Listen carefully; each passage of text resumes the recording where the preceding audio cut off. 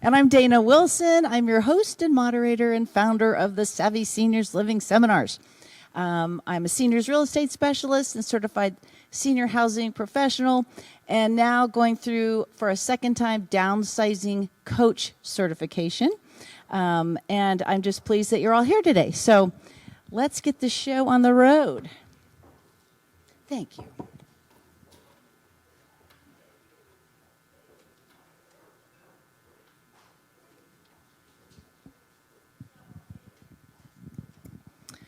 A quiet hush, a gentle sigh, the final breath, a soul takes flight. In death's embrace, a sacred tie, a passage to eternal light. I just thought that poem captured sort of the solemnity of death, suggesting that even in the act of passing, there's a sense of peace and transition to something beyond the physical realm, making it a sacred moment. And so that's how I wanted to start out today's topic today, which is the sacred journey, holistic support at end of life. And darn it all, you know, if we are born, we're pretty much guaranteed that we're going to die. It's sort of a package deal, unfortunately. And I heard someone say on TV once, which really struck me, no one gets off of the planet alive. It sounds like an X-Files show or something, really. But today we've got two wonderful local expert speakers for us today. We have got, well, I'm going to let them introduce themselves to you. And we'll start with Julie. Julie, why don't you tell us who you are and what you do? Thank you, Dayna. Thank you, everyone, for coming this morning. My name is Julie Derby-Jacks. My company is Final Season Doula, and I'm an end-of-life doula. And what that means is I provide a variety of services to someone nearing the end of their life, as well as the people who support them. And I live about 20 minutes from here, and I will drive an hour. So if you imagine someone says to you, you know, will she come to me? If you're within an hour, I will come to you. Because I meet people where they are, wherever they are calling home at that time. Thank you. Abby, why don't you introduce yourself? Okay, good morning, everyone. My name, is it? I just want to make sure. You can Boy, move it really wherever you want. gets right in there. So they can hear you. My name is Abby Dykehouse. I'm a licensed clinical social worker, LCSW, and I'm the owner and founder of the AVIS Group. Avis means passage of time in Latin. That's one of my number one questions, and it's very appropriate for today's topic. And I'm gonna just slightly one-up you. I live 7 minutes away. In Lafayette, I literally share a fence line with Spring Hill Elementary. I have 2 little kids that we just throw over the fence. So I am very much built in this community. I grew up in Orinda.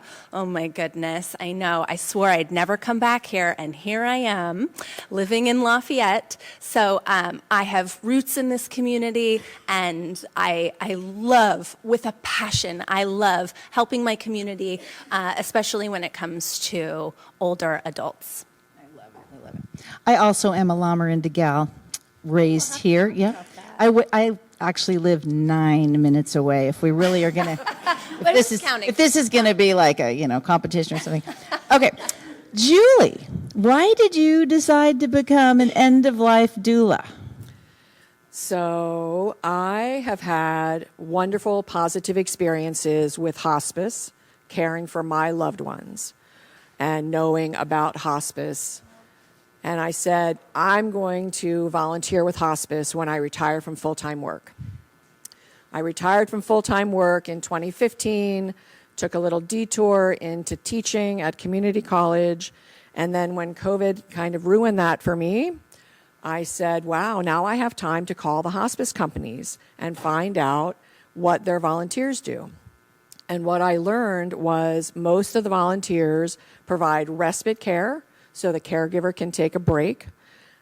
Wonderful. Or they help with administrative projects in the office. Again, a very valuable service.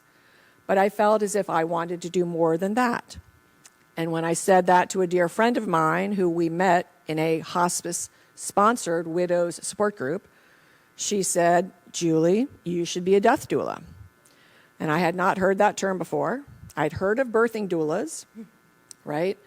The man who coined the term death doula patterned it after birthing doulas, and the recognition that is the time in a woman, a couple, a family's life where they need some extra support from someone compassionate and with some training.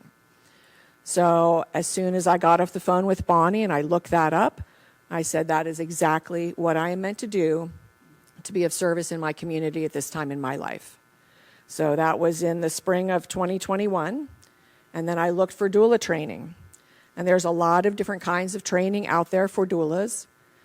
It's a non-medical role, so there's no license, there's no, there's no umbrella organization that certifies.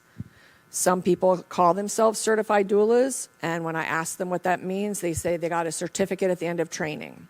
So I got that certificate at the end of training too, but just so you know, there's no umbrella organization. But the training that I chose was provided by a collective, a nonprofit collective of doulas, and it was very comprehensive and very interactive. Most of the training is they give you a whole bunch of information and tell you to go ahead and learn it. So then, since I never imagined owning a business, I had to learn how to do that, learn how to start a business, and I found some wonderful people to guide me with that. I launched my website November of 2021, and I continue to get education in a variety of ways. I have made connections with other local doulas. I do a lot of networking with senior care professionals, and I've developed relationships with people that I can trust to refer to, like Abby, who will serve my clients. That's how we met. Yes. Yeah. Awesome. So tell us a little bit about the services that a doula provides. Yes, so there will be a variety, right? Every doula decides for herself or himself which services to offer. Some specialize in a particular faith or a particular type of community. Some are like myself in a solo business. Some are in collectives. But like I said, we're all non-medical, right? So I know some things, but I certainly don't have any official medical training. But some of the services that a lot of doulas offer are advanced care planning and updates. And I know Dayna has had speakers talk about that before, and that's one of the first questions I ask my clients. A doula will be an advocate, will support, educate the client, and again, I have that vetted library of resources to provide to clients. What I call after-death planning. A lot of people want to plan their own celebration of life or funeral service. They want to prepay for their cremation or burial because prepay today, you take that burden off of your loved ones, and we all know it's not going to get any cheaper. So expressing what you do want and what you don't want is really important. A lot of people think their family, their husband, their wife, their children know what they want, and I'm here to tell you that a lot of people don't. They don't have the same ideas. A lot of people want to write their own obituary. I can help them collect that information. We can work on that. We can create a list of notifications that they need to have made after they die. Another big piece for me is what I call life review and spiritual work. And this is a very broad category, of course. But to me, in learning about studies, the studies show that people nearing the end of their life become reflective. And they kind of do their own life review. And sometimes, because they're turning inward and reviewing those things, they want someone to help them process some of those feelings and emotions that come up. Some of it's about forgiveness or regrets. And they show, the studies again show that people are very welcoming to have a professional, whether it's a doula or a chaplain or any other type of spiritual advisor, help with that instead of talking with their children or their grandchildren or their friends. Another big piece that I find a lot of people want is to write a legacy letter or letters or create a legacy project to leave to their loved ones. What that would be, that's one of the first questions I ask someone. What's the hardest part for you knowing that you're going to die sooner rather than later? And they don't have to think about it. And a common answer is, I won't get to see my children or my grandchildren grow up. So I say, well, let's start there. Let's write them a letter. And it can be a very personalized letter to each individual. It can be one letter that can be given to multiple people. I've done it both ways. I've started my own letter. I'm going to go the one letter route, right? So it's where you share memories, where you talk about things that were important to you in your life, where you share your hopes and dreams for your loved ones as they're going to move forward in their lives. Some people, I gather recipes. If they're the cook in the family, we gather recipes and put a booklet together. Any type of art project or scrapbook, anything that they want to leave to their loved ones after they're gone. I also provide practical household help, decluttering, creating the space where they're spending most of their time. If they want to start giving away their possessions to their visitors or want to make that list of who gets what, I can help them set up a Caring Bridge account or a meal train account if people want those services as well. And certainly respite care. Again, so that caregiver, I'm sure there are some of you in this room who are or have been caregivers, they need some time. They need some time away. And to have a doula present, they can leave with confidence that someone is going to be there. I'm a big ritual person. I can create rituals for the client, him or herself, as well as the people supporting them. I offer comfort care measures, which again, a broad category with the goals of getting the person to a place of calm, some reduced anxiety, and that can be through guided meditations or visualizations, art, music, even going for a walk in nature, right? Anything that's going to make them more comfortable. People often, when they hear about a doula in the beginning, they think it's only for those last few days where the death is coming. And I'll certainly be present, and I've got other local doulas who will be present for that period of time, but we can get involved much, much earlier than that. And then after the person has died, I can help their loved ones, family, and friends process their grief in that early stage. I can make referrals, and certainly, like I said, there are a lot of wonderful referrals and support groups out here for grief.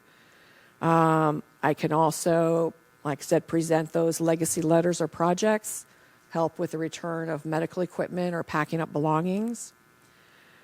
And then something that I learned in doula training that was really exceptional to me was everything I've talked about, a doula is involved with someone before the death. But what happens when someone dies suddenly from a heart attack like my brother did at 57, or from a car accident, or a suicide, or any other unexpected death? That has an extra layer of overwhelm, and a doula can come in and help in that kind of situation as well. That's awesome. Thank you. Are you all able to hear Julie? Okay. Maybe it's because your voice is going this way and I'm over here. It's like it's harder to hear. Can you give an example of someone you worked with and how you helped them? Yes. Yes, I worked with a woman last year. And like I said, when I asked her that question, what's the hardest part for you? She said, I'm not going to get to see my 2 granddaughters grow up. I'm very close with them. So we wrote a legacy letter to each one of those daughters. One graduated high school about a month before her grandmother died, and one had just finished her first year of college. And during the time that we were writing that letter, where she was reliving the memories of the trips that she had taken them on, their experiences as young girls that they probably don't remember themselves, and she applauded them for the things that they were interested in and the things that were important to them, and encouraged them to remain close and all of those things. that really gave her a purpose. And it really was something that she was really proud to be able to do, to give that gift to both of those young women. I handed them the letters. They didn't open them in my presence, which is totally fine. But I know that they cherish them. Their mothers both contacted me after that. So that was really important. That was something we worked on very early, where she still had a lot of energy. I took her shopping for those occasions, for the high school graduation and other things. The other part that we talked about was her celebration of life. She wanted it very specifically orchestrated with where it should be, what kind of flowers should be there, the music, the food, who should be invited. That was very important to her. Her obituary was very important to her. She wanted to acknowledge her career jobs as well as her volunteer work that she had done in her life and what had been really important to her. She wanted all of that included. She talked with me a lot about she didn't want to be a burden to her daughters. She kind of alternated living with both of them in those last few months. And I hear that a lot from people. And I even heard it from my husband. He's like, I don't want to be a burden. And I didn't feel like he was a burden to me. And I don't think her daughters felt burdened at all. But because she felt that, I honored that and let her tell me more about that. And when she could release those kind of emotions that she was feeling to me, then she felt better because she kind of got it out. It wasn't still just in her heart. So that's a big part of it, is letting people talk about what is important to them and not feel like they're burdening their family because they know they're already doing a lot, right? Sometimes, in conjunction with hospice, I provide a lot of education about what's going to happen.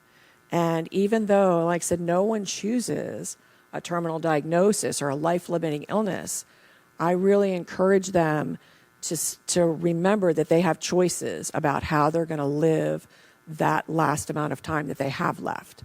And so I asked her, I said, what do you want to do? And she wanted to go to the library, and she wanted to continue to read books, and she wanted to go out on walks. So we did all of those things, but sometimes the family, like I said, they're so engaged in what has to happen and in the doctor's appointments and things that those other things kind of get left out. So I ask a lot of questions about what they want to do. Thank you. That's awesome. Abby, what types of services does a senior care manager provide? Okay, gosh. So it's really very holistic, and each care manager has very different professional backgrounds in which we bring to the table. And so that will really alter the scope and the lens in which we help out our clients. Some of us are nurses. Some of us have more professional backgrounds. And I, like I said before, I'm a social worker.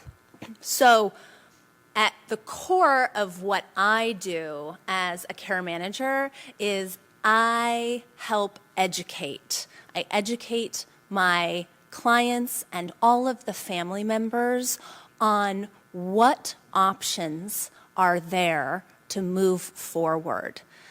I love it when clients come to me when there's no crisis moment, right? I think all care managers, we love getting the call when it's not 2 a.m. and someone has fallen and broken their hip and they're at the emergency room at John Muir.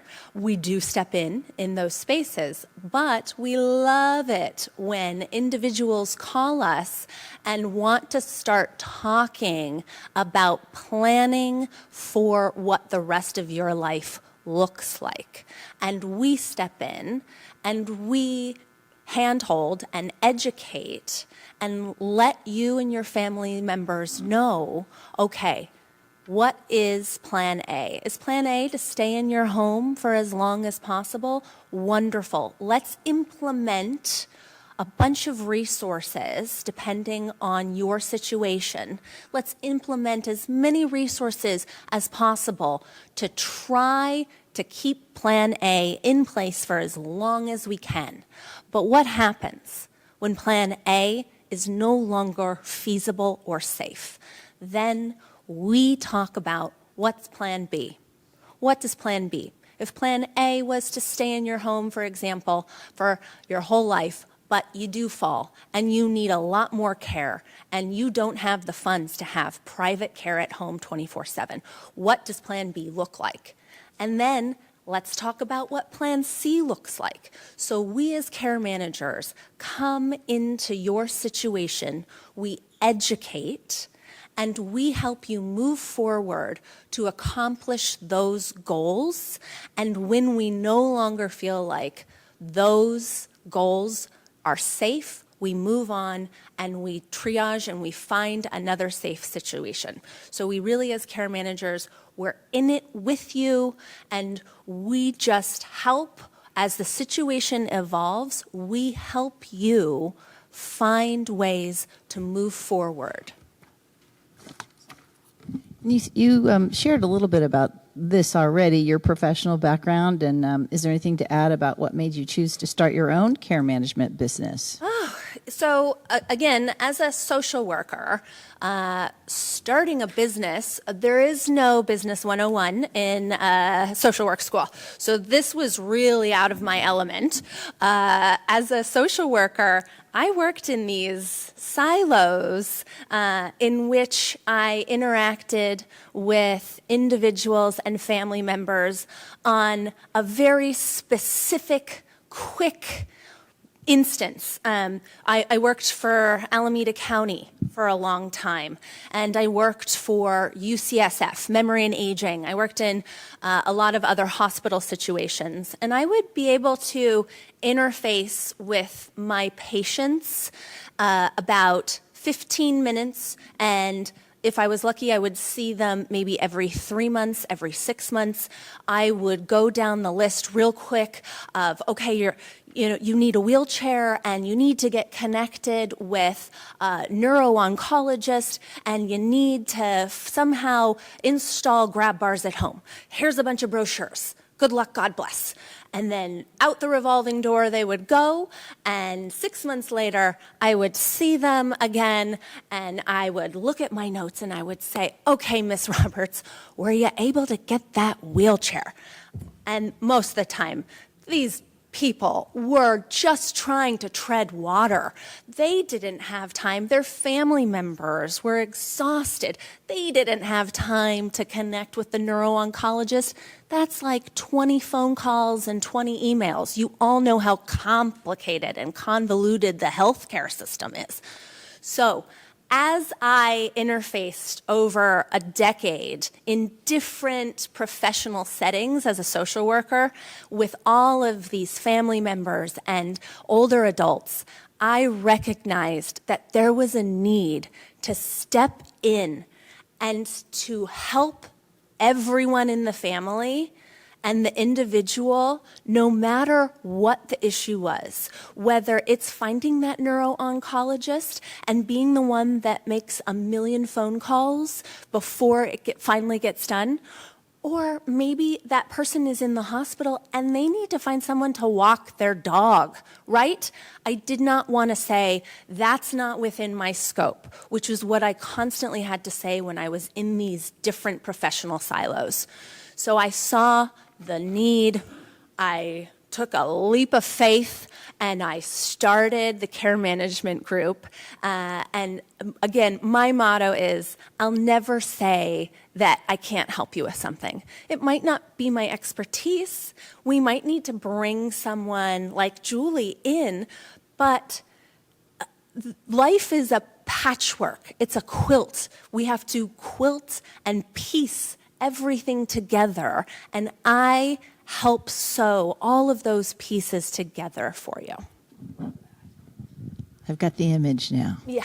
Thinking about quilts.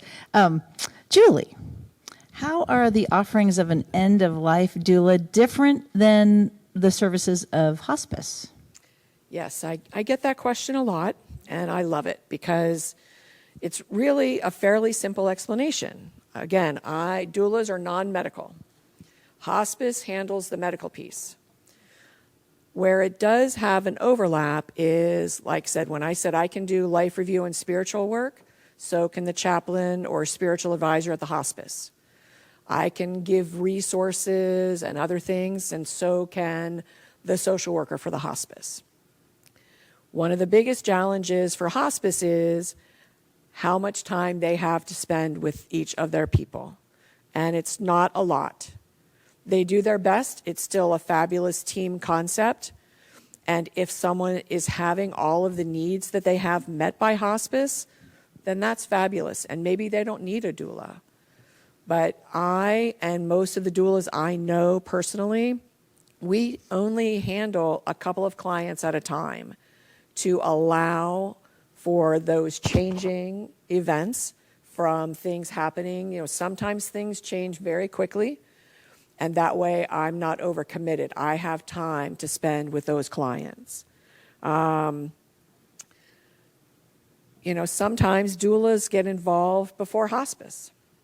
So sometimes I might say, you know, in addition to the doctor saying, right, again, no doctor, but when the doctor does say it's time for hospice, and the person's like, well, I don't think it is, or I don't want to, then we're going to have a conversation about that when they want to. I mean, I can't force anybody to accept hospice, but sometimes I'm involved with you know, a chronic condition or a progressive illness like a Parkinson's or something like that.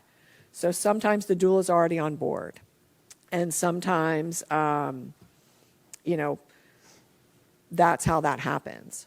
You know, sometimes I get a referral from hospice when the person says to them, I need more help. And that might be someone who's heard me speak or who knows me. Sometimes I, you know, get a phone call from a friend of a friend. You know, there's lots of different ways people get to me. Can I add something real quick? Of course.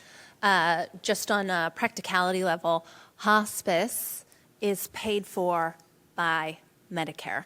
And also maybe you want me to talk about you need to qualify for hospice, whereas you don't qualify for your services?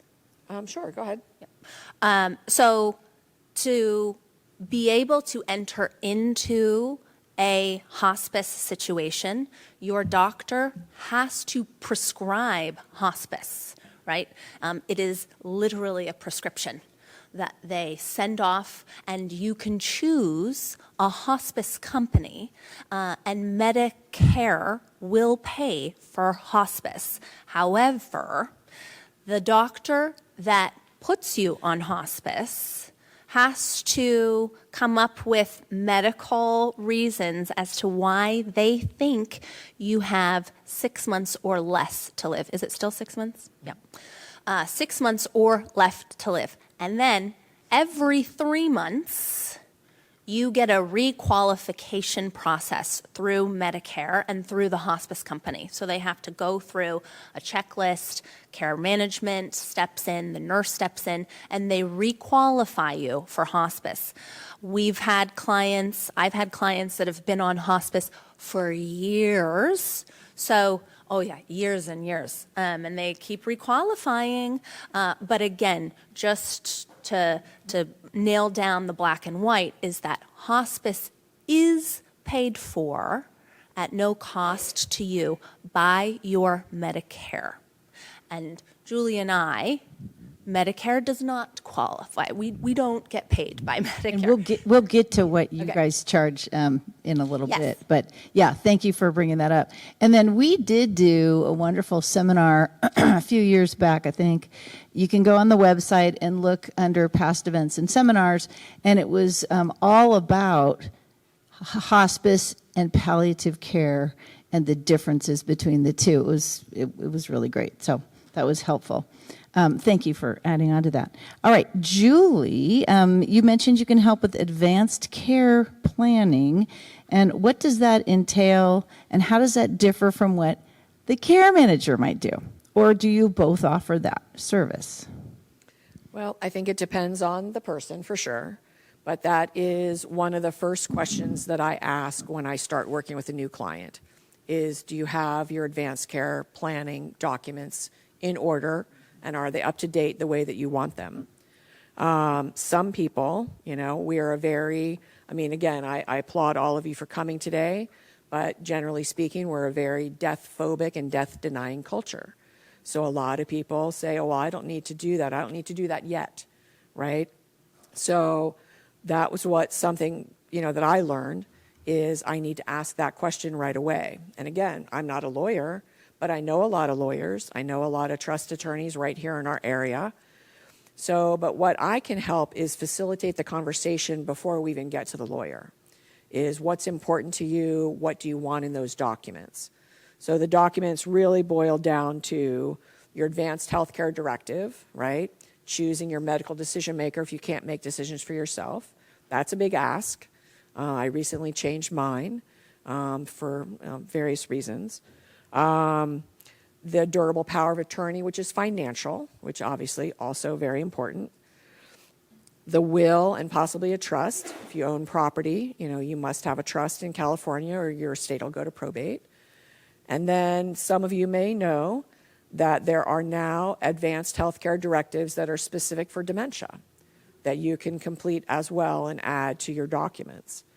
So some people have completed the documents, but they're decades old and they don't reflect what they want now. So like I said, I really encourage people to get that into place because again, the more that you plan and document what is important to you, you remove that burden from the people who will be dealing with your estate after you're gone. I'm sure some of you have been a trustee or, handled someone's estate, and it's not easy. So, like I said, it's a gift that you give to your loved ones when you complete those. I can connect a client to the trust attorney. There's lots of great attorneys in our area. And like I said, going through the paperwork. And again, the education piece, and I'm sure you speak to it more on the advanced healthcare directive, explaining what those different terms mean and what it would likely happen. So it's just really important because, a lot of people do, like I said, I've never heard those words, you have 6 months or less to live. I was with my husband, right? And we talked about it a lot. But then, what do you do? And what is really important to you to leave in those documents? And there are websites for do-it-yourselfers, for sure, if you want to go that route. But I'll also say that they used to cost a lot more. They don't cost as much as they used to, really, because there's more competition. So it's not as costly an expense as you might think it is if you haven't done yours already. And then is that different than what the care manager would offer? I think that both Julie and I, being a death doula and a care manager, we work in a very similar space. So it's just who gets there first, who gets to have that conversation first. It's something that both of our professions entail, and I absolutely one of my first items to talk to new clients about is advanced care planning. It is complex, and it's not something that a lot of people love to do, but it's really important. And it's important to do now when you have the capacity. And so I know both Julie and I are very passionate about making sure that our clients, when we step onto the scene, are, again, first educated on what paperwork should be done, and then we make sure we handhold, again. We handhold you through the process of getting all of that paperwork done. Okay, so this is your first piece of homework when you go home, if you haven't finished it, to finish your advanced care planning, all right? Okay, Abby, are there professionals that I could engage with in the community that do the same thing as a care manager, but maybe they do it for free? Right. Yeah, good. Very good question. So just like I kind of butted in with Medicare pays for hospice, well, there's a lot of social work and nurse case managers that work in hospitals, in skilled nursing facilities, other medical entities that will be assigned to you if that entity feels like you need extra care and a little bit of extra hand-holding, but it is highly medical, right? So again, as someone who used to work in the hospitals, in the skilled nursing facilities, with hospice companies, you have a very specific scope as a case manager in which you are working in and in which you can help the individuals. So absolutely yes, especially if you find yourself in a highly medical situation, like if you're in the hospital, if you're in skilled nursing, or you're at home and you're high need medically, you very well could advocate to get a social work or a nurse case manager to come to you and help you with a lot of the things that I would step in as a private care manager to help you with. But I am all encompassing, right? So I help with everything that all of the case managers do in the medical setting, but then everything else that they say, that's not my role, that's not something that I do. Care managers go beyond the scope, and we help, again, in a holistic fashion. If you need someone to come in and help cut your toenails, right? A case manager may not deal with that, right? If you need someone to mow your lawn, a case manager is not going to call up a landscaping company. So again, case managers free at no cost, but in a highly medical situation. Excellent. Thank you. Good explanation for that. So Abby, what is your approach to creating and modifying care plans kind of as needs change, right? Because as Julie said, they can change quickly sometimes. And then how do you ensure continuity of care during these transitions? Yes. So as care managers, we love planning. We love to hear your thoughts, wishes, dreams, aspirations for the future. But we also know, and we've seen it time and time again, that things can change so quickly, right? One fall, one diagnosis can change the trajectory for the rest of your life. And we, as care managers and death doulas, that is the space in which we shine. We will pivot like no other.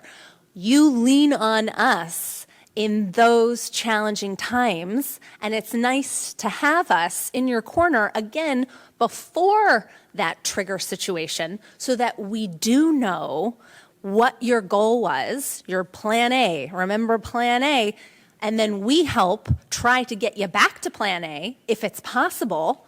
And if not, we pivot. We pivot, we pivot, we pivot. We understand we can't control life. We can have wishes, we can have goals, but we are there in these pivotal moments to help figure out what is possible and what's reasonable. So we are always changing up our care plans. We're on the fly, but it's helpful to have someone that knows, again, what your options are and how you can pivot, because that's when I think families and loved ones in those crisis situations, it is so overwhelming when a loved one is sitting in a hospital and you are emotional, your family's coming in from out of town, the doctors, the nurses, they're telling you all this crazy stuff, and it is so hard to digest. So having someone like Julie or I in those moments that know you, that know your wishes, that can help educate you on your options now that the plans have to change is so wonderful in those moments, believe me. Awesome. Well, just like both of you and I always, our mantra is plan, right? Plan, have a plan.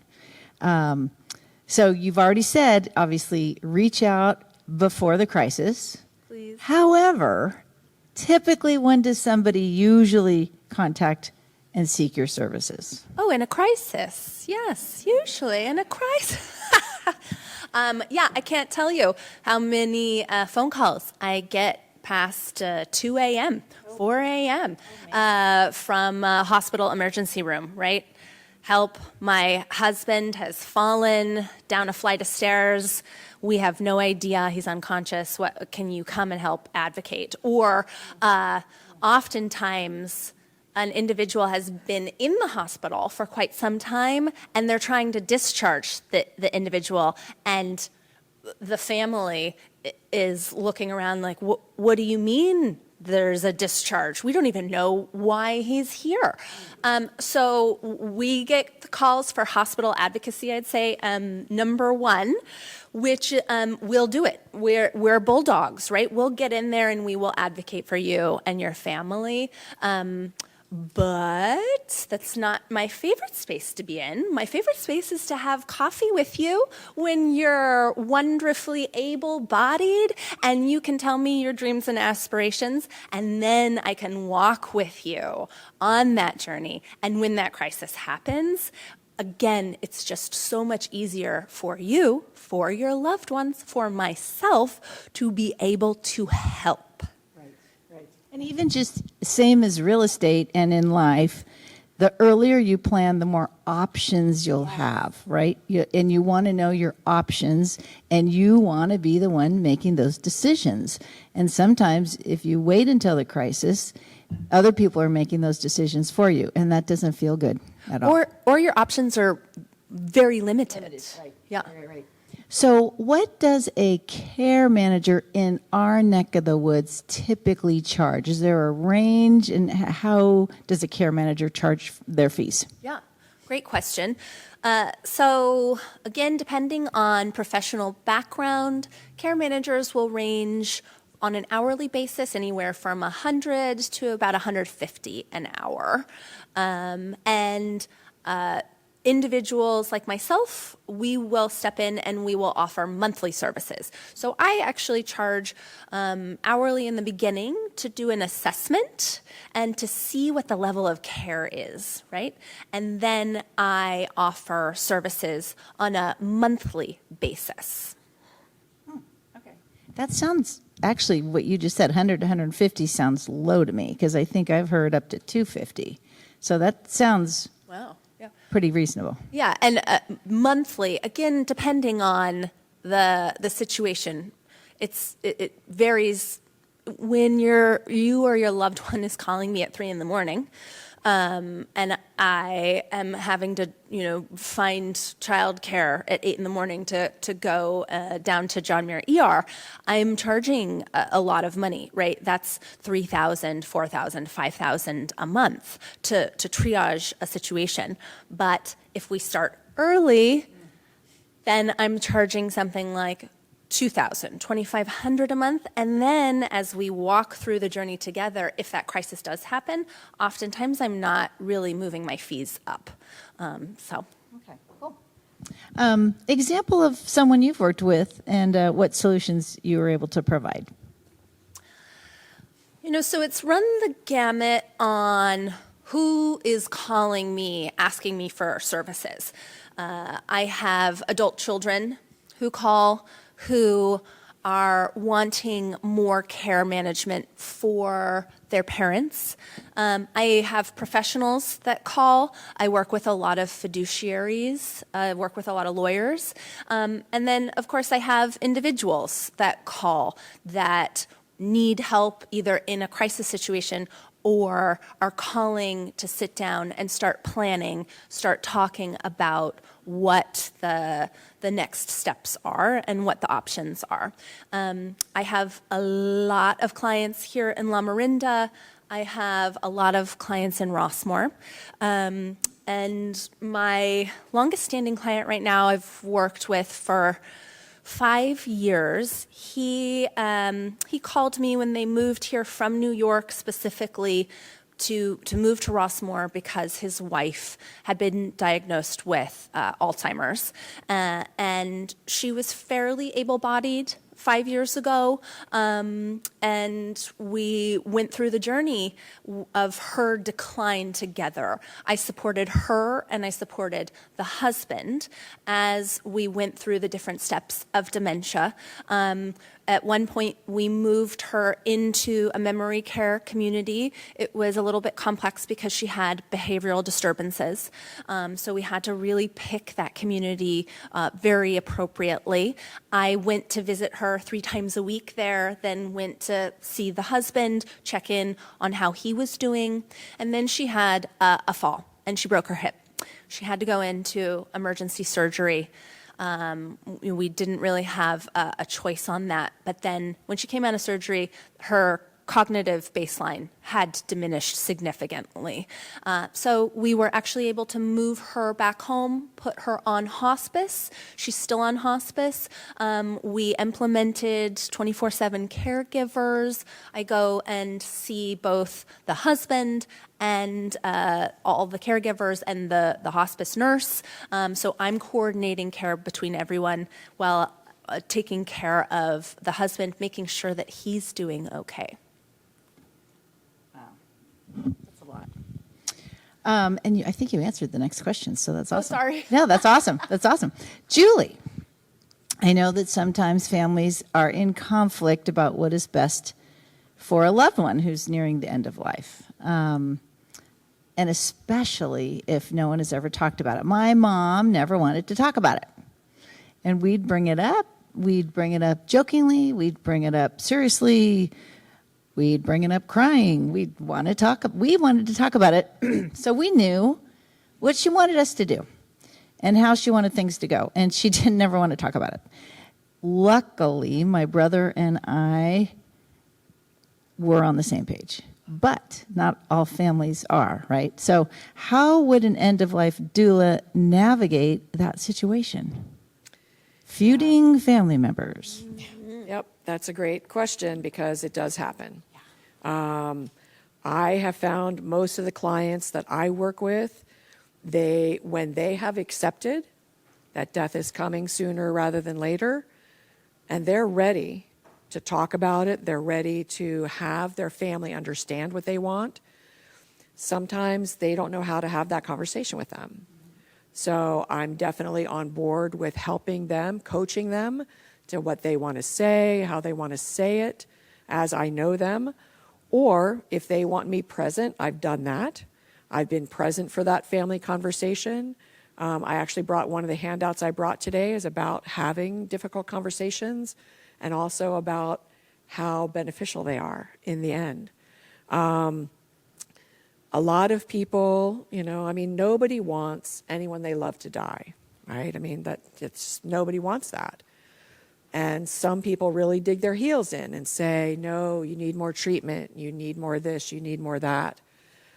But a lot of the times when the person speaks for themselves or I help them speak for themselves, and the people come to understand, and then they'll be supportive.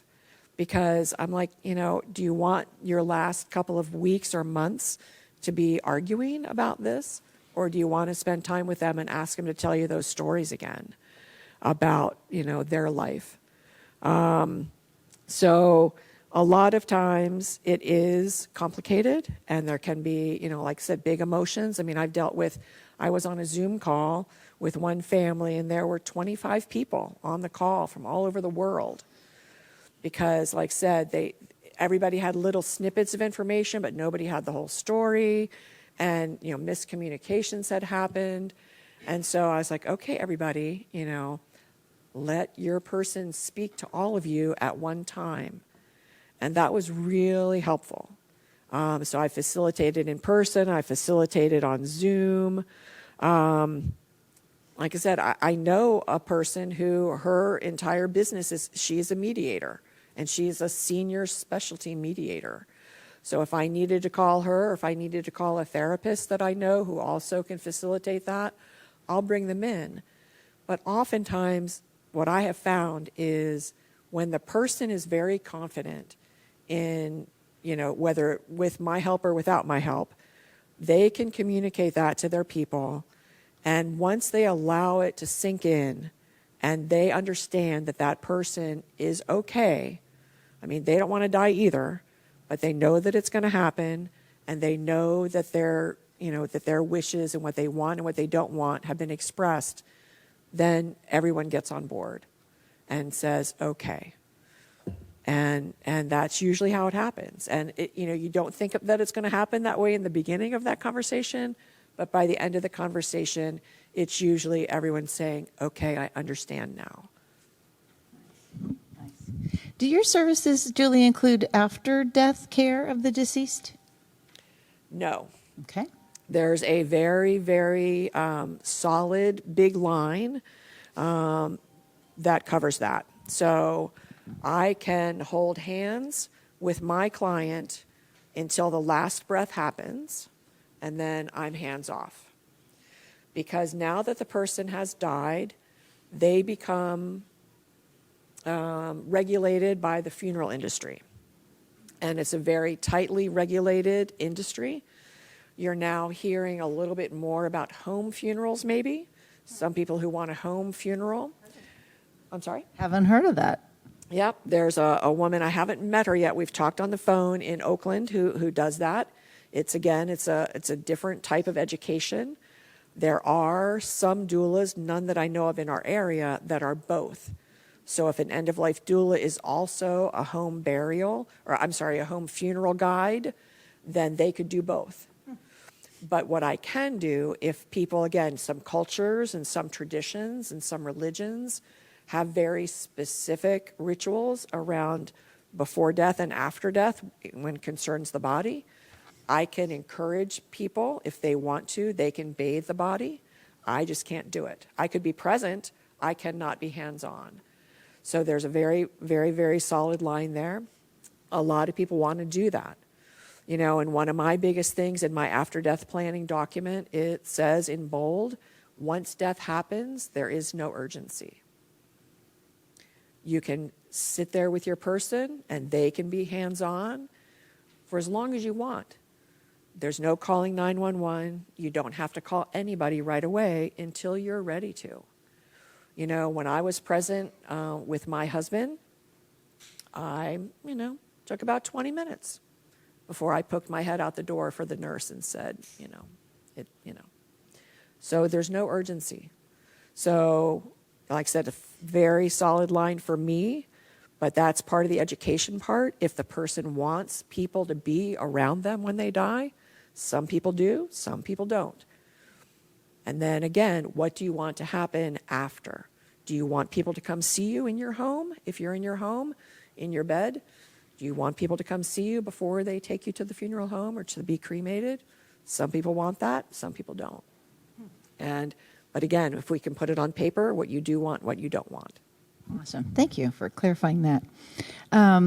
I think we're going to share this in the follow-up email with everybody, but I'll ask how someone can locate an end-of-life doula in their area. I mean, so maybe somebody here has a sister in Iowa or somewhere that might want services like you provide, or locally here, and maybe it's just farther than an hour, right? How would they find a doula? And then if you would touch on what a doula in our area typically charges. Okay, great.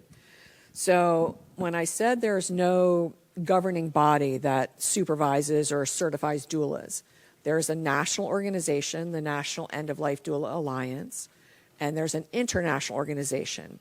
And I shared a document with Dayna already that she will email out to you, how to use their directories. So they each have a searchable directory. You could put in Lafayette, California, or you can search through the California. They're in all alphabetical order, and you can find a doula. The international organization only includes people who got their training through that organization, where the national organization, you could get your training anywhere, and you can be part of their directory as long as you're a member. And membership is very reasonable. So those organizations have a lot of education on their websites too. You might want to look at. They talk about advanced care planning and other things, and choices that you can make. Like I said, since I get since I know a lot of the hospice companies, home care companies, and other companies around, sometimes they, again, if they notice, Abby notices, somebody notices, someone needs more help or a different type of help, then they might suggest me or somebody else in the area. Again, when that was one of the hardest, weirdest parts for me when I started my business was, charging a dollar amount. And I've learned and I've changed things. I charge a different hourly rate for those different services that I mentioned. So that range is anywhere from $75 to $150 an hour. Some doulas offer a package of, say, advanced care planning, legacy letters, and vigil, and they kind of bundle it together.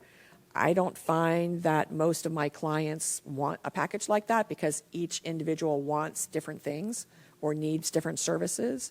But that's about, I would say, typical. I've heard a little bit lower, a little bit higher. There will be some doulas who volunteer, like within their faith community, and don't charge. But those of us who are in private practice, so to speak, I have liability insurance, there certainly are expenses. So, and I believe that the services that I provide have value. Awesome. Well, we have a few extra minutes, and so I am going to be sending you also a list of 14 myths and truths about end of life. We'll send that out along with the follow-up email. But I'll go over a couple of them, and then I'm going to ask these two wonderful humans here to answer a couple of them because we've got the time to do so. But some of the myths include, I will simply donate my body to science and save the cost of a funeral and or burial. We're not going to answer all of these yet, but these are myths. Hospice is only for the last days of life. If I own a burial plot, that's all I need.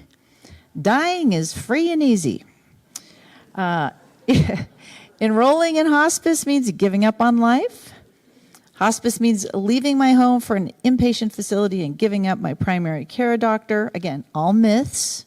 Hospice care is just for people with a cancer diagnosis. All hospice providers are the same. Myth. My power of attorney gives my family permission to take care of my funeral arrangements. And I'll just throw in, power of attorney expires when you pass away. And people argue with me about that all the time. It's like, no, it really does. It's for when the human is still alive. My doctor will talk to me about hospice when it's time. My family knows my wishes and will do what I want after I die. Well, they couldn't possibly unless you've had a conversation, right? My family knows I want the cheapest funeral available, so that's what they will do. Maybe, maybe not. Hospice is about treating the dying person. We've already learned that that's not the case. And I don't have a legacy to leave.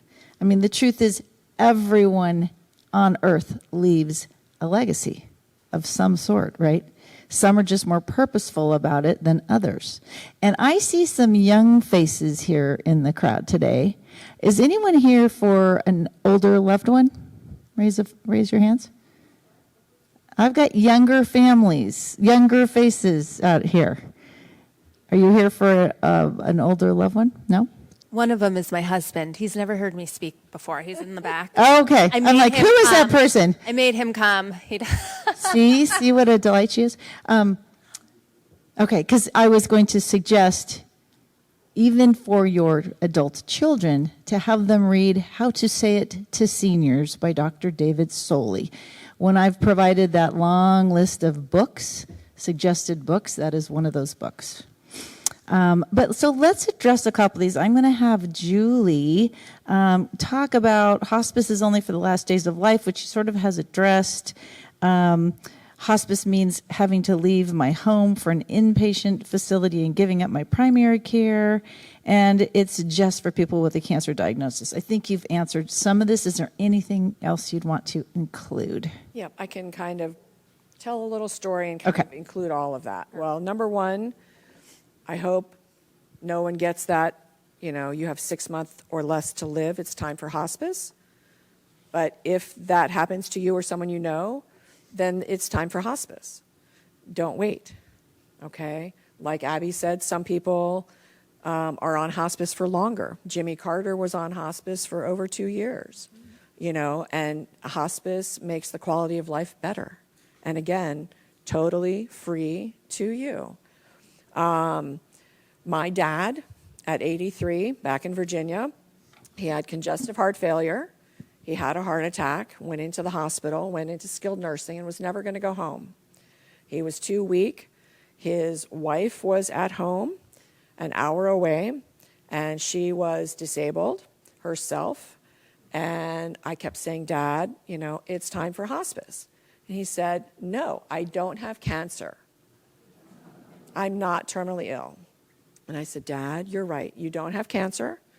And I'm not sure if congestive heart failure is necessarily a terminal illness, but I think it kind of is. I said, but let me ask you this. I said, would you sign up for hospice if you understood that not only will they help you, but that they will help Mary at home? And he said, what do you mean? And I said, they will help her because she's at home without you, and they can get her connected to services that she is entitled to have. And he said, well, if it'll help her, then sign me up. So we backdoored into that, okay? And it made her life a lot better. And he never went home. So that's part of it. The misconception that hospice is a physical place, I get this a lot. A lot of people think about that still. There is one hospice house in the Bay Area that I'm aware of. One? There's another one in Santa Clara. Okay, so one. It has 6 beds in it. Okay, that's one by one hospice company. So other parts of our country and other countries around the world have a lot more hospice houses.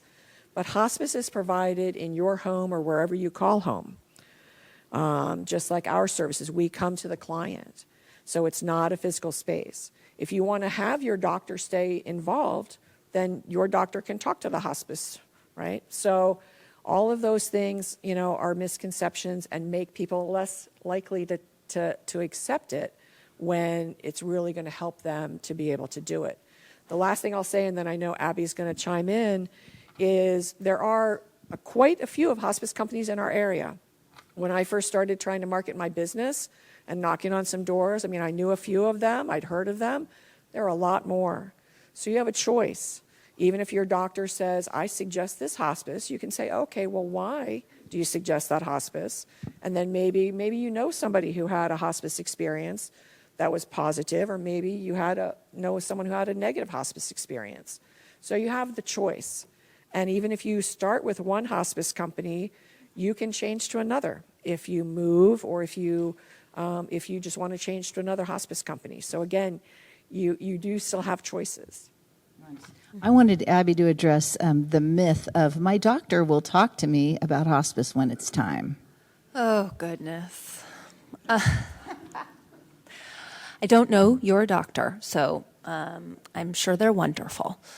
But Medicare has whittled everything down nowadays so that as of today, 2025, Medicare only pays for you to see your primary care doctor for 7.5 minutes. That's it. That's all you got. So you are in a revolving door. I'm not saying there aren't some old school doctors that may spend a little bit more time, but they only get paid for 7.5 minutes.